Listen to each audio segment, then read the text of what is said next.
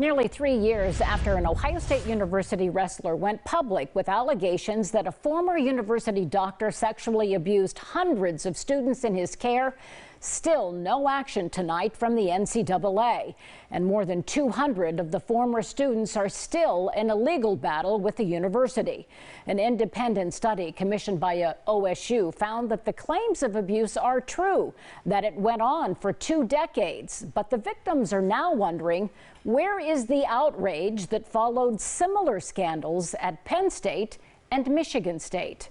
Once the physical examination with Dr. Strauss starts, you know pretty quickly that this is not a normal examination.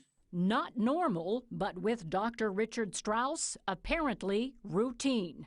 If I would have said, no, doc, I don't think that's necessary, he'd say, well, that's what I need to do to clear you. So do you want to compete this weekend or not?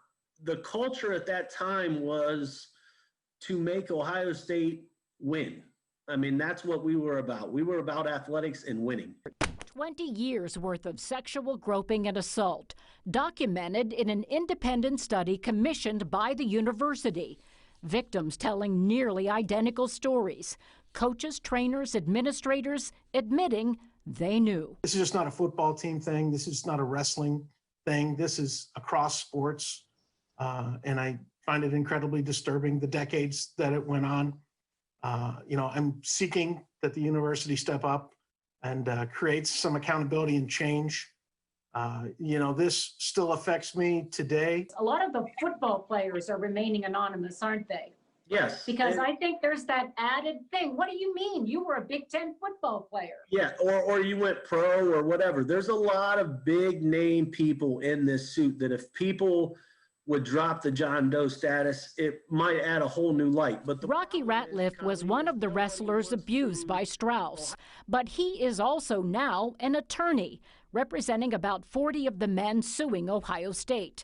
Half of his clients are John Does, meaning they refuse to publicly identify themselves as victims, even as they now plead with the NCAA to investigate. We saw the NCAA move in to Penn State. The victims were children. The NCAA took swift action. Michigan State, the victims were young women.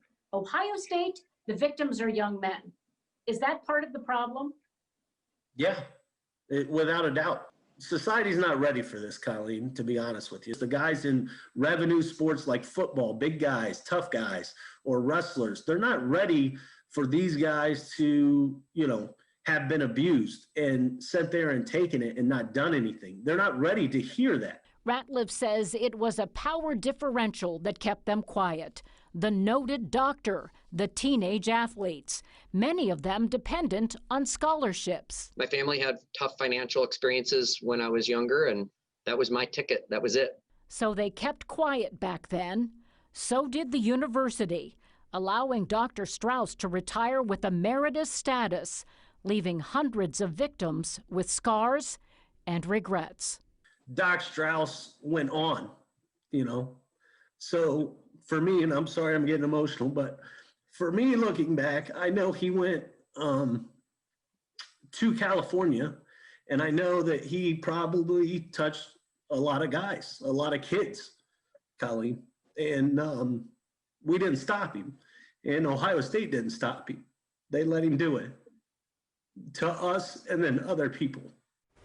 My calls to the NCAA have not been returned. Tonight at 6, we reported on claims from former wrestlers that they complained about Strauss and the abuse directly to their coaches, including current Congress member Jim Jordan. You can see that report at NBC4i.com.